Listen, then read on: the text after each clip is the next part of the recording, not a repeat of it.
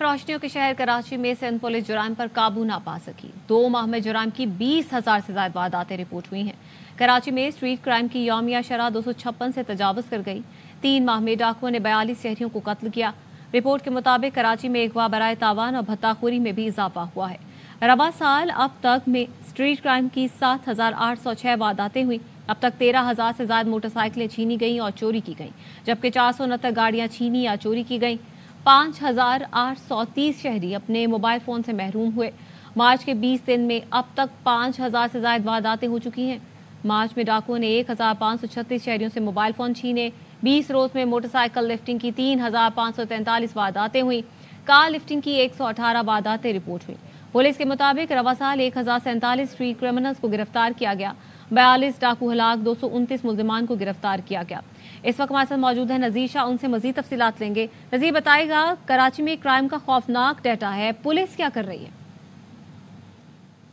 बिल्कुल देखें, 2 माह 20 रोज़ के दौरान 20,000 से ज़ायद वारदातें अब तक रिपोर्ट हो चुकी हैं। 14,000 से ज़ायद मोटरसाइकिलें चोरी या छीनी जा चुकी हैं। 6,000 के करीब मोबाइल फ़ोन शहरियों से छीने जा चुके हैं। 500 से ज़ायद गाड़ियाँ चोरी या छीनी जा चुकी हैं। इसी तरह अगवा बराए तावान भत्ताखोरी की वारदातें भी बढ़ती जा रही हैं और 42 से ज़ायद शहरी अब तक डकैती मजाक पर जा बहक, जबकि सैकड़ों की तादाद से अब तक अपनी ज़ख्मी होकर अस्पताल जा चुके हैं। पुलिस की जानिब से कहीं पर कार्रवाइयाँ की जाती हैं, कहीं पर बिल्कुल ऐसा लगता है कि शहरी बेसर व सामान है, उनका कोई पूछने वाला नहीं। इस वक्त भी मैं सोराबकोट थाने में मौजूद हूँ, जहाँ 6 से 8 साल बच्चा इसरार था और उसका चाचा था।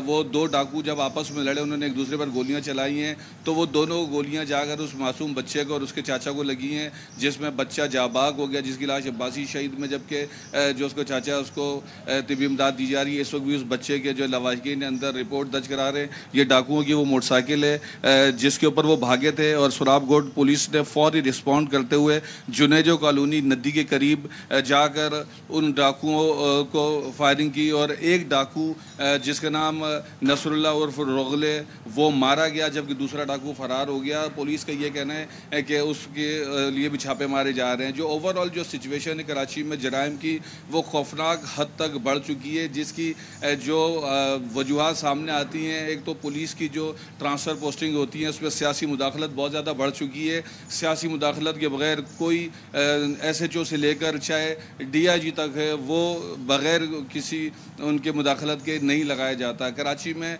जितने भी थानों की अगर आप ओवरऑल सिचुएशन देखें तो सुबह जिन इलाकों में बैंक ज़्यादा हैं या मनी चेंजर है, तो वहाँ पर तो हम डिप्लॉयमेंट देखते हैं कि वहाँ पर इसलिए डिप्लॉयमेंट की जाती है कि कोई बैंक डकैती या मनी चेंजर पर लूट मारना हो जाए। लेकिन जो पेट्रोलिंग की आम तौर पर सिचुएशन देखी जाती है वो उस तरीके से नज़र नहीं आती। रमज़ान मुबारक में जैसे जैसे दिन गुजरता जा रहा है, इस स्ट्रीट क्राइम की जो अगर वारदातें हम देख रहे हैं ये भी बढ़ती जा रही हैं। रमज़ान शुरू होने के बाद डकैती मैदान पर जिस तरह 2 माह से अचानक बहुत ज़्यादा तादाद बढ़ गई थी, रमज़ान में उस शरह में थोड़ी सी अब तक कमी आई है।